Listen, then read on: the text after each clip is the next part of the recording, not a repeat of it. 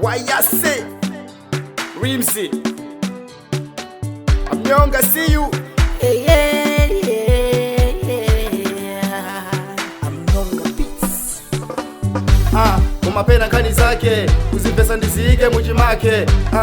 amuno pandamane tikundera pano kuti sangamake ati amafuna muna wandalama samafuna kuti yazijera kwanya amafuna tere yazipaka nyama wakapaza jenda ati amafuna hama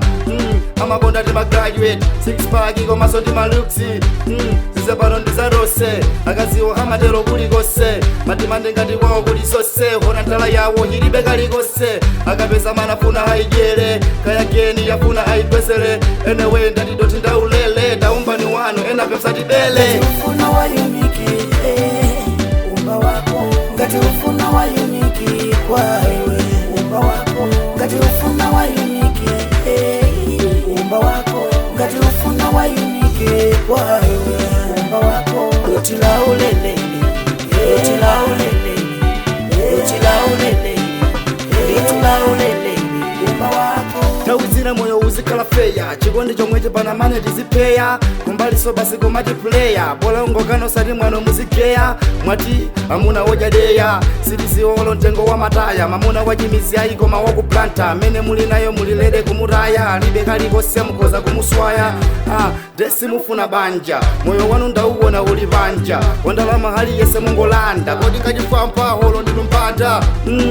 ndikuti muchedwa zina la misezi simuchedwa muna ndiwochepa ndipo simupidwa enewe ndatidoti ndaulele daumbani wano enapesatibele ufuna wa uniki